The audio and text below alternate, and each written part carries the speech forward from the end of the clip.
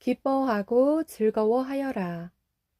현대 세계에서 성덕의 소명에 관한 교황 권고. 모든 이가 거룩한 사람이 되는 것은 하나의 사명입니다. 프란치스코 교황. 행복하여라 의로움에 줄이고 목마른 사람들. 그들은 흡족해질 것이다. 77항. 굶주림과 목마름은 강렬한 경험입니다. 기본 욕구와 생존 본능에 관련되기 때문입니다. 그처럼 열렬히 정의를 바라고 의로움을 갈망하는 사람들이 있습니다. 예수님께서는 그들이 흡족해질 것이라고 말씀하십니다. 정의가 곧 실현될 것이기 때문입니다. 우리가 언제나 노력의 결실을 보게 되는 것은 아니지만 정의를 실현하는 데에 협력할 수 있습니다. 78항. 예수님께서 제시하시는 정의는 이 세상이 추구하는 정의가 아닙니다. 세상의 정의는 가끔 사소한 이해관계로 훼손되거나 다양한 방식으로 조작되고는 합니다. 우리는 세상 정의가 얼마나 쉽게 부패 수렁에 빠지는지, 오는 것이 있어야 가는 것이 있다는 일상의 정치에 얼마나 쉽게 얽혀드는지 체험하고 있습니다. 그 안에서는 모든 것이 거래가 됩니다. 다른 이들의 삶의 좋은 것들을 나누어 가지는 것을 무력하게 지켜보면서 얼마나 많은 사람들이 불의에 시달리고 있습니까? 어떤 이들은 참된 정의를 위한 투쟁을 포기하고 승자들의 대열에 편승하기를 택합니다. 이는 예수님께서 칭송하시는 정의를 향한 주림과 목마름과는 아무 관련이 없습니다. 79항. 참된 정의는 사람들이 각자 내리는 결정에서 의로울 때에 그들 삶 안에서 이루어지고 가난한 이들과 약한 이들을 위한 공정을 추구하는 정의라는 낱말은 우리 삶을 통틀어 하느님 뜻에 충실한 것과 동의어임에도 우리가 이 용어에 너무나 일반적인 의미를 부여한다면 가장 힘없는 이들을 향한 공정에서 특히 그것이 드러난다는 사실을 잊게 됩니다. 공정을 추구하고 억압받는 이를 보살펴라. 고아의 권리를 되찾아주고 과부를 두둔해 주어라. 이사야서 1장 17절. 의로움에 줄이고 목마른 것이 곧 성덕입니다. 행복하여라 자비로운 사람들, 그들은 자비를 입을 것이다. 80항. 자비에는 두 측면이 있습니다. 다른 이들을 위하여 베풀고 도와주고 봉사하는 것뿐 아니라 그들을 용서하고 이해하는 것 또한 여기에 포함됩니다. 마테오는 이를 하나의 황금률로 요약합니다. 남이 너희에게 해주기를 바라는 그대로 너희도 남에게 해 주어라. 마테오복음 7장 12절. 가톨릭 교회 교리서는 이 규칙을 모든 경우에, 특히 우리가 때로 도덕적으로 명확하게 판단하기 어렵고 결정을 내리기 힘든 상황에 부딪히게 될 때에 적용해야 한다는 점을 일깨웁니다. 81항.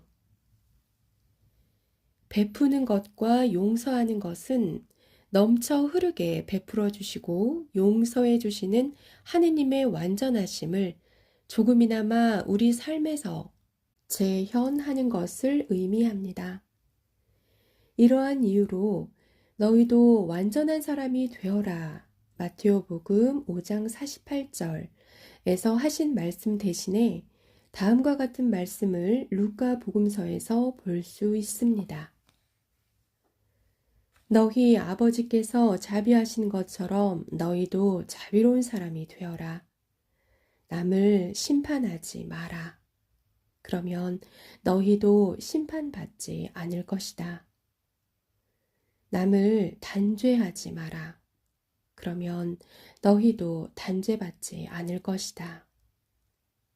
용서하여라. 그러면 너희도 용서받을 것이다. 주어라. 그러면 너희도 받을 것이다.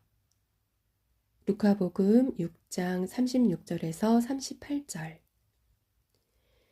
이어서 루카는 결코 간과해서는 안 되는 내용을 덧붙입니다.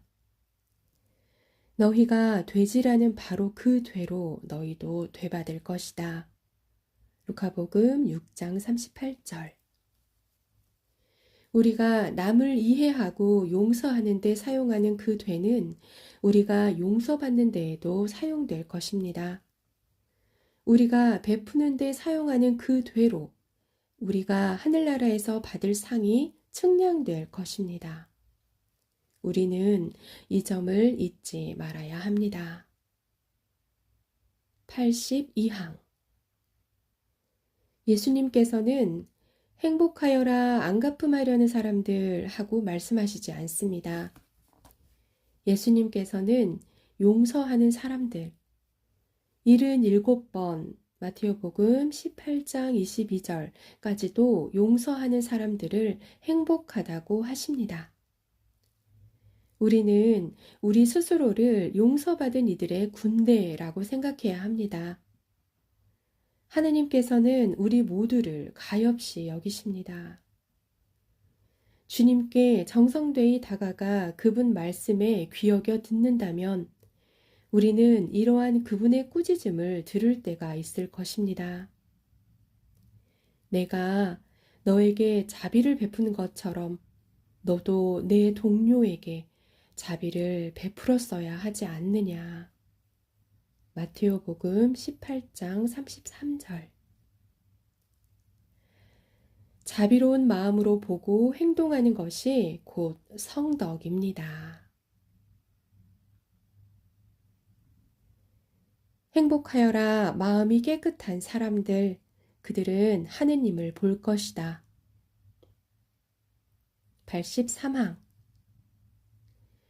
이 참 행복은 소박하고 깨끗하며 때묻지 않은 마음을 지닌 이들에 대하여 이야기합니다. 사랑할 줄 아는 마음은 그 사랑을 해치고 약화시키거나 위태롭게 하는 어떠한 것도 자기 삶에 들어오게 놓아두지 않기 때문입니다. 성경에서 말하는 마음은 바로 우리의 원의, 곧 보이는 겉모습을 떠나 우리가 참으로 찾고 바라는 것입니다. 사람들은 눈에 들어오는 대로 보지만 주님은 마음을 본다. 사무엘기 상권 16장 7절. 하느님께서는 우리 마음에 말을 건네고자 하시고 호세아서 2장 16절.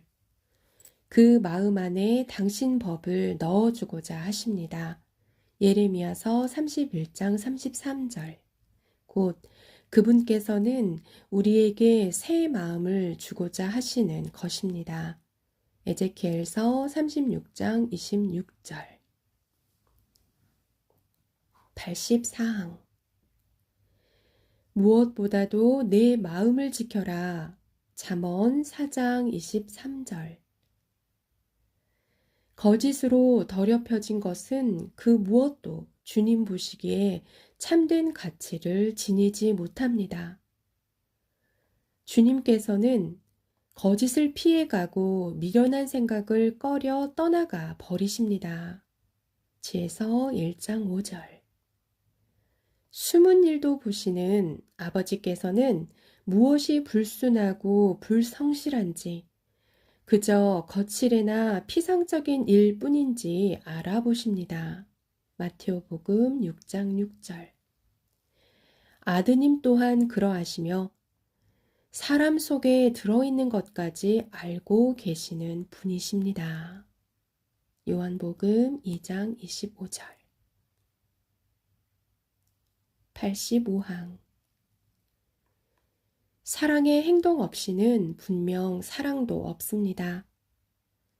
그런데 이 참 행복은 주님께서 우리 형제 자매들에 대하여 마음에서 우러나오는 헌신을 우리에게 기대하신다는 점을 상기시킵니다. 내가 모든 재산을 나누어 주고 내 몸까지 자랑스레 넘겨준다 하여도 나에게 사랑이 없으면 나에게는 아무 소용이 없기 때문에. 고린토 1서 13장 3절. 또한 마테오 복음서에서는 마음에서 나오는 것이 사람을 더럽힌다고 봅니다. 15장 18절. 마음에서 살인, 도둑질, 거짓 증언, 그리고 다른 악한 행동들이 나오기 때문입니다. 우리를 참으로 움직이게 만드는 깊은 바람과 결심은 이 마음속 원위에서 생겨납니다. 86항. 마음으로 하느님과 이웃을 사랑할 때 이러한 사랑이 공허한 말이 아닌 진정한 원의일 때 그 마음은 깨끗한 것이며 하느님을 볼 수 있습니다. 바오로 성인은 사랑의 찬가에서 우리가 지금은 거울에 비친 모습처럼 어렴풋이 보이지만 진리와 사랑이 이길 때에 우리는 얼굴과 얼굴을 마주 볼 수 있을 것이라고 말합니다. 예수님께서는 우리에게 마음이 깨끗한 사람들은 하느님을 볼 것이라고 약속을 주십니다. 사랑을 더럽히는 온갖 것들에서 마음을 지키는 것이 곧 성덕입니다. 행복하여라 평화를 이루는 사람들, 그들은 하느님의 자녀라고 불릴 것이다. 87항. 이 참 행복은 이 세상에 반복되는 수많은 전쟁 상황에 대하여 생각하게 해줍니다. 우리가 스스로 갈등의 원인이 되거나 적어도 오해의 원인이 되는 경우도 흔합니다. 예를 들어 나는 누군가에 대한 소문을 듣고서 다른 데에 가서 그 이야기를 전하고 심지어 그 이야기를 각색하여 퍼뜨리고 있을 수도 있습니다. 그 파장이 클수록 나는 더욱 큰 만족을 얻는 것처럼 보입니다. 부정적이고 파괴적인 사람들이 살아가는 험담의 세계는 평화를 가져오지 않습니다. 그 사람들이 실제로 평화의 적들입니다. 그들은 결코 행복하지 않습니다. 88항. 평화를 이루는 사람들은 참으로 평화를 만듭니다. 그들은 사회 안에서 평화와 우정을 다져갑니다. 예수님께서는 평화의 씨앗을 뿌리는 사람들에게 이처럼 놀라운 약속을 남기십니다. 그들은 하느님의 자녀라 불릴 것이다. 마테오복음 5장 9절. 예수님께서는 당신 제자들에게 어느 곳에 가든지 이 집에 평화를 빕니다 하고 말하라고 하셨습니다. 하느님의 말씀은 모든 신자에게 깨끗한 마음으로 주님을 받들어 부르는 이들과 함께 평화를 위하여 일하라고 권고합니다. 의로움의 열매는 평화를 이루는 이들을 위하여 평화 속에서 심어지기 때문입니다. 야고보서 3장 18절. 일치는 갈등보다 낫기에 우리 공동체 안에서 무엇을 해야 할지 의문이 들 때라면 평화에 도움이 되는 일에 힘을 쏟읍시다. 로마서 14장 19절. 89항. 이러한 복음적 평화의 건설은 쉽지 않습니다. 복음적 평화는 아무도 배척하지 않고 다소 이상한 사람, 어렵고 까다로운 사람, 관심을 필요로 하는 사람, 서로 다른 사람, 삶에 지친 사람, 그저 무관심한 사람조차 포용합니다. 복음적 평화는 어려운 일이고 활짝 열린 정신과 마음을 요구합니다. 배부른 소수를 위한 잠시뿐인 평화나 허울뿐인 서면 합의를 이루는 것, 또는 일부를 위한 일부의 계획이 아니기 때문입니다. 복음적 평화는 갈등을 무시하거나 숨기려는 시도가 아니라 반대로 갈등을 기꺼이 받아들여 해결하고 이를 새로운 전진의 연결고리로 만드는 것이어야 합니다. 우리는 평화의 장인이 되어야 합니다. 평화를 건설하는 일은 평정심과 창조성과 감수성과 기술을 요구하는 예술이기 때문입니다. 우리 주변에 평화의 씨앗을 뿌리는 것이 곧 성덕입니다. 행복하여라 의로움 때문에 박해를 받는 사람들, 하늘나라가 그들의 것이다. 90항. 예수님께서는 시대의 흐름을 거슬러 올라가는 이 길을 통하여 우리가 우리 삶의 방식으로 사회의 도전을 제기하고 결국 성가신 존재가 되기까지 한다는 점을 강조하십니다. 예수님께서는 얼마나 많은 사람들이 단지 정의를 위하여 투쟁한다는 이유만으로 하느님과 다른 사람들을 위하여 깊이 헌신한다는 이유만으로 박해받았고 또 여전히 박해받고 있음을 상기시키십니다. 평범한 세인들 속에 파묻히기를 바라지 않는다면 우리는 편한 삶을 열망하지 말아야 합니다. 자기 목숨을 구하려는 사람은 목숨을 잃을 것이기 때문입니다. 마태오복음 16장 25절. 91항. 모든 것이 복음 실천에 호의적이라고 기대해서는 안 됩니다. 권력에 대한 야심과 세속적 이해가 우리의 길을 가로막을 때가 많기 때문입니다.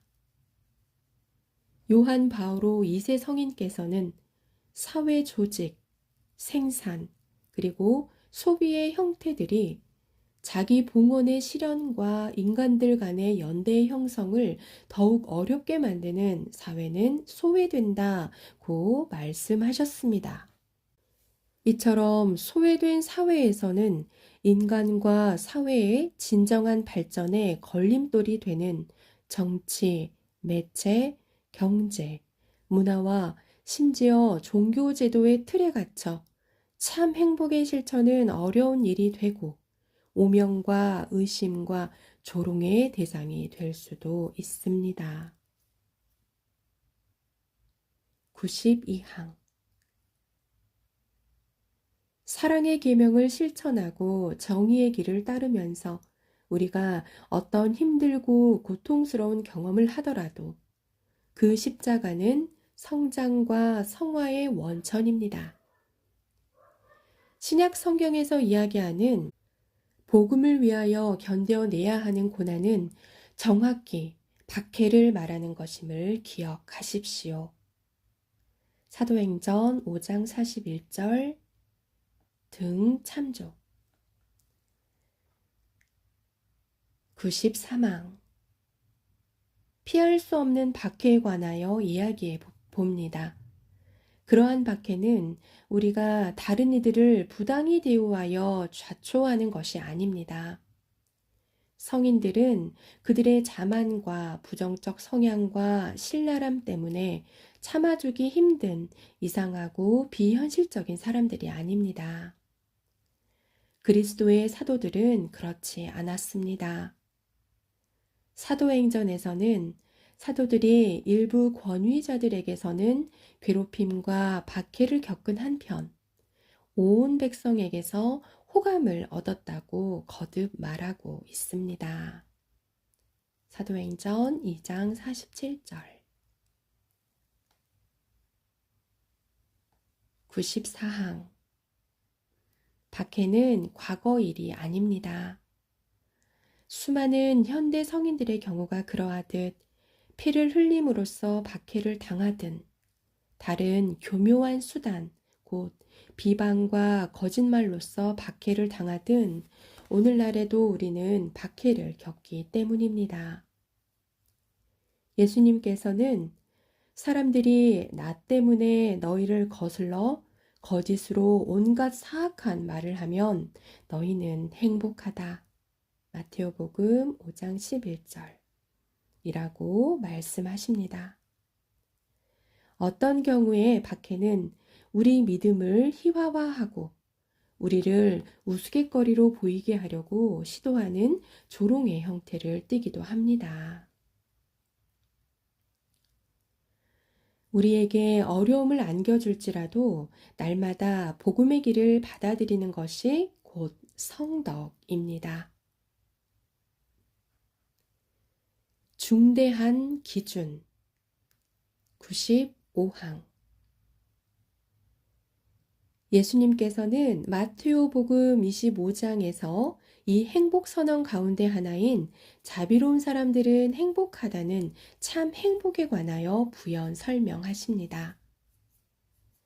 하느님 눈에 드는 거룩함을 추구할 때 우리는 그 복음 구절에서 우리가 그에 따라 판단받게 될 올바른 행동 규칙 하나를 제시하고 있음을 발견합니다. 너희는 내가 굶주렸을 때에 먹을 것을 주었고 내가 목말랐을 때에 마실 것을 주었으며 내가 나그네였을 때에 따뜻이 맞아 드렸다. 또 내가 헐벗었을 때에 입을 것을 주었고 내가 병들었을 때에 돌보아 주었으며 내가 감옥에 있을 때에 찾아 주었다. 마태오복음 25장 35절에서 36절. 스승님께 충실하여 96항. 그러므로 성덕은 일종의 무화경에 빠진다는 의미가 아닙니다. 요한 바오로 2세 성인께서 말씀하셨듯이 우리가 그리스도에 대한 관상을 통하여 진정 새롭게 출발한다면 그리스도께서 당신 자신과 동일시하고자 하셨던 바로 그 사람들의 얼굴에서 그분을 뵐 고통받는 사람들에게서 그분을 알아보라고 한 이 부름은 그리스도의 마음 그 자체, 곧 모든 성인이 담고자 하는 그분의 심오한 생각과 선택을 드러냅니다. 97항. 예수님의 이 단호한 요구에 참으로 열린 마음으로 곧 해석하려 들지 말고 이 요구를 깨닫고 받아들이라고 그리스도인들에게 요청하는 것이 저의 의무입니다. 다시 말하여 그 힘을 약화시킬 수 있는 만약, 그러나 라는 말이 없어야 합니다. 우리 주님께서는 성덕이란 이러한 당신의 요구 없이는 이해되거나 실천될 수 없다는 점을 명확하게 밝히셨습니다. 자비는 복음에 뛰는 심장이기 때문입니다. 98항. 추운 밤에 거리에 노숙자를 만났을 때 그를 골칫거리, 게으름뱅이, 길을 막는 걸림돌, 양심을 찌르는 가시, 정치인이 풀어야 하는 과제, 심지어 공공장소를 어지럽히는 쓰레기로 볼 수 있습니다. 반면에 믿음과 사랑으로 그들에게 응대할 수도 있습니다. 나아가 그 사람을 자신과 똑같이 존엄한 인간, 아버지께 무한한 사랑을 받는 피조물, 하느님의 모상, 예수 그리스도께 구원받은 형제자매로 여길 수 있습니다. 그것이 바로 그리스도인이 되는 것입니다. 모든 인간의 존엄에 대한 이 생생한 인식 없이 과연 성덕을 이해할 수 있겠습니까? 99항. 이러한 인식은 그리스도인들에게 건전하고도 끊임없는 불편함을 수반합니다. 비록 단 한 사람을 도와주는 것으로 우리가 온갖 노력을 기울였다고 정당화하더라도 그것으로는 충분하지 않습니다. 그 예로서 캐나다 주교단은 성서적으로 이해되는 희년이라는 단지 어떤 선행을 베푸는 것을 넘어선다는 사실에 주목하면서 이 점을 명확히 하였습니다. 이는 사회 변화를 추구하는 것을 의미합니다. 다음 세대들의 해방을 위해서도 분명히 공정한 사회 경제 체계의 회복을 목표로 해야 했습니다. 그럼으로써 더 이상 배척은 존재하지 않을 것입니다. 캐나다 주교회의 사회위원회, 의회 의원들에게 보낸 공개 서한. 복음의 핵심을 훼손하는 이념들. 100항. 안타깝게도 우리는 때때로 이념들 때문에 두 가지 해로운 오류에 이르게 됩니다. 하나는 복음의 이러한 요구들을 자신이 주님과 맺는 개별적 관계, 주님과의 내적 결합, 주님 은총에 대한 열린 마음과 분리시키는 그리스도인들의 오류입니다. 그렇게 하여 그리스도교는 일종의 비정부 기구로 변질됩니다. 아시시의 프란치스코 성인, 빈첸시오 드폴 성인, 콜카타의 데레사 성녀, 그 밖에 다른 많은 성인들이 자신들의 삶으로 증언한 빛나는 영성이 빠져버리고 마는 것입니다. 이 위대한 성인들에게 기도, 하느님 사랑, 복음 봉독은 그 무엇도 이웃에 대한 그들의 열정적이고 효과적인 헌신을 방해하지 않았습니다. 오히려 정반대였습니다. 101항. 또 다른 유해한 이념적 오류는 다른 사람들의 사회 참여를 피상적, 현세적, 세속적, 유물론적, 공산주의적, 대중영합적인 것으로 보고 의혹을 제기하는 사람들에게서 나타납니다. 그들은 마치 더 중요한 다른 문제들이 있다는 듯이 자신들이 수호하는 특정 윤리 문제나 명분만이 그들의 유일한 관심사라는 듯이 이러한 사회 참여를 상대화시키기도 합니다. 예를 들면 우리는 명확하고 단호하며 열정적으로 무죄한 태아를 수호해야 합니다. 발달 단계와 무관하게 언제나 신성하고 모두가 사랑받아야 하는 인간 생명의 존엄이 위험에 놓여 있기 때문입니다. 그러나 이미 태어난 가난한 사람들의 생명도 마찬가지로 신성합니다. 곧 극도로 가난한 이들, 버림받은 이들, 혜택받지 못한 이들, 은밀하게 안락사에 노출된 취약한 병자들과 노인들, 인신매매의 희생자들, 신종 노예살이의 피해자들, 갖가지 형태로 거부당한 이들의 생명도 신성합니다. 일부 사람들이 흥청망청 쓰고 버리며 오로지 최신 소비재에 빠져 살아가는 반면에 다른 사람들은 멀리서 이를 바라보기만 하며 자신의 삶 전체를 절망적 가난 안에 살아가는 곳인 이 세상의 불의에 눈 감는 관념적 성덕을 이상적이라고 여기면 안 됩니다. 102항.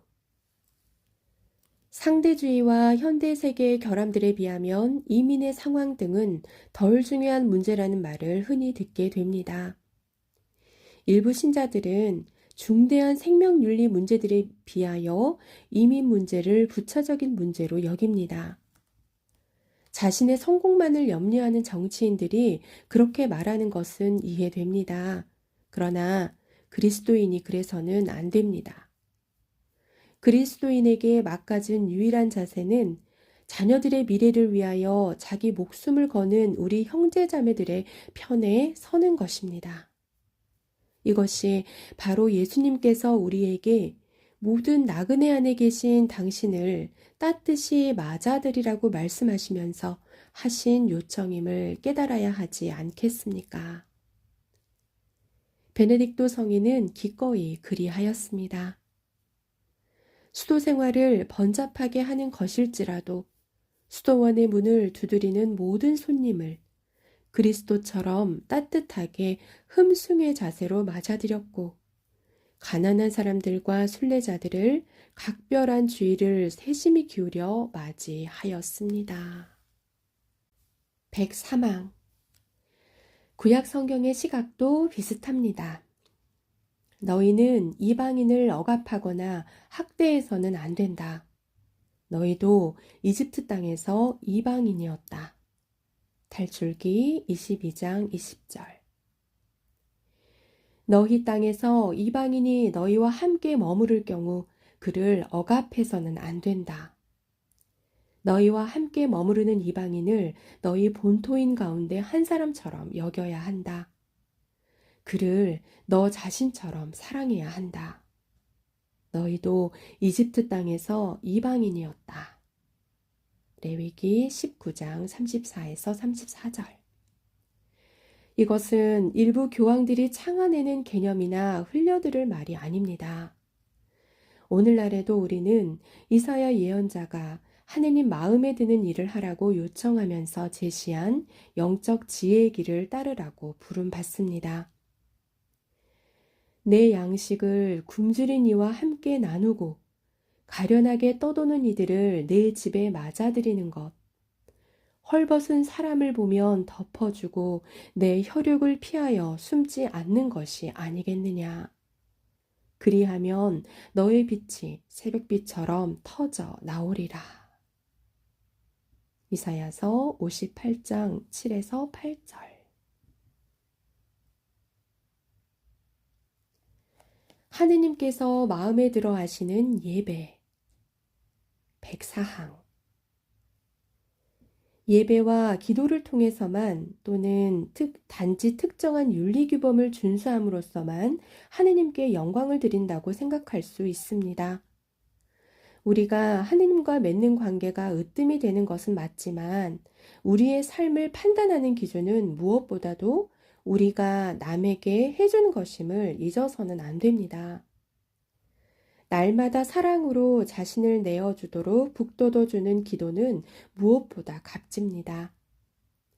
우리가 너그러운 마음으로 살아간다면, 그리고 우리가 받은 하느님 은총을 우리 형제자매에 대한 헌신으로 증언한다면 우리의 예배는 하느님 마음에 들게 됩니다. 105항. 마찬가지로 우리의 기도가 진정한 것인지 식별하는 최선의 방법은 우리의 삶이 자비의 빛으로 얼마나 변모되었는지 살펴보는 것입니다. 자비는 하느님 아버지께서 베푸시는 것일 뿐 아니라 참된 하느님 자녀의 식별 기준이 되는 것이기 때문입니다. 자비의 얼굴 9항. 자비는 교회 생활의 토대입니다. 이와 관련하여 저는 자비가 정의와 진리를 배척하지 않는 것이 사실이며 무엇보다도 자비가 정의의 완성이며 하느님의 진리를 가장 찬란하게 보여주는 것이라고 말해야 한다는 점을 다시 한번 강조하고자 합니다. 자비는 천국의 열쇠입니다. 106항. 토마스 아퀴나스 성인을 떠올려 보지 않을 수 없습니다.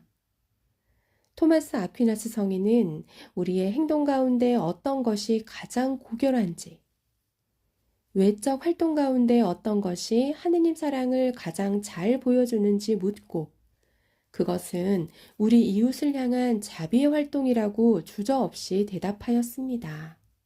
신학대전 참고. 그것은 심지어 우리의 예배 행위보다 중요하다고 말하였습니다. 우리가 희생제물과 밖으로 드러나는 봉헌으로 하느님께 예배를 드리는 것은 그분을 위해서가 아닌 우리 자신과 우리 이웃을 위해서입니다. 하느님께서는 우리의 희생제물을 필요로 하지 않으시지만 우리 신심을 북돋우고 이웃에게 보탬을 주고자 당신께 그 희생제물을 봉헌하기를 바라시기 때문입니다.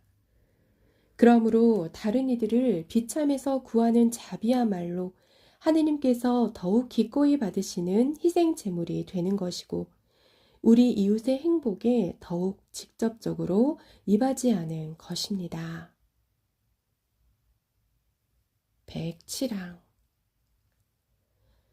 자신의 삶을 통하여 하느님께 영광을 드리기를 진정 바라는 이들, 자기 존재 자체로 그 거룩하신 분을 찬미하고자 거룩한 사람이 되기를 참으로 갈망하는 이들은 온 마음을 다하여 끊임없이 자비의 활동을 실천하라고 부름받습니다. 콜카타의 데레사 성녀는 이 점을 명확히 깨달았습니다. 그렇습니다. 저에게는 수많은 인간적 약점, 인간적 결핍들이 있습니다. 그러나 하느님께서 굽어보시어 우리 곧 여러분과 제가 죄와 어려움과 약점들을 가졌음에도 세상에서 당신 사랑과 연민이 되게 하셨습니다. 하느님께서는 우리에게 이 세상을 사랑하고 이 세상에 대한 당신 사랑을 보여주라고 맡기셨습니다. 우리가 우리 자신에게만 지나치게 관심을 쏟는다면 남을 돌아볼 시간이 없을 것입니다. 콜카타의 성녀 데레사, 가난한 사람들 안에 그리스도. 108항 향락주의와 소비주의는 우리를 미혹에 빠뜨릴 수 있습니다. 자신의 쾌락에만 빠져들 때 결국 자기 자신과 자기 권리에 지나친 관심을 기울이기에 이르고 삶을 즐길 여유 시간만을 절실히 필요로 하기 때문입니다. 우리가 소박한 생활을 증진하지 않는다면, 소비사회의 수요 열풍에 저항하지 않는다면, 도움이 필요한 이들에게 진정한 관심을 기울이고 실천하기 어렵다는 것을 알게 될 것입니다. 우리는 이러한 소비사회에서 모든 것을 소유하기를 열망하지만 만족하지 못하고 피폐해지고 맙니다. 마찬가지로 피상적 정보, 즉각적 커뮤니케이션, 가상현실 등에 사로잡힌다면 우리는 귀중한 시간을 낭비하고 우리 형제자매들의 고통받는 현실에서 멀어져 버릴 수 있습니다. 이 소용돌이의 한가운데에서도 복음은 우리에게 다른 삶, 더욱 건강하고 행복한 삶을 약속하며 새롭게 울려 퍼지고 있습니다. 109항 성인들의 힘있는 증언은 참 행복을 실천하고 최후의 심판을 위한 기준을 따르는 데에서 드러납니다. 예수님께서는 몇 마디의 단순한 말씀을 주셨지만 이는 모든 이에게 실제적이고 유효합니다. 그리스도교는 무엇보다도 실천에 옮기기 위한 것입니다. 그리스도교는 연구와 성찰의 대상이 될 수 있지만 이 또한 우리가 일상생활에서 복음을 더욱 잘 실천하도록 도움을 줄 때에만 가치가 있습니다. 이 위대한 성경 본문을 자주 읽고 기억하며 기도하고 실천하려 노력할 것을 권고합니다. 이것이 우리를 선하게 해줄 것입니다. 이것이 우리를 참으로 행복하게 해줄 것입니다.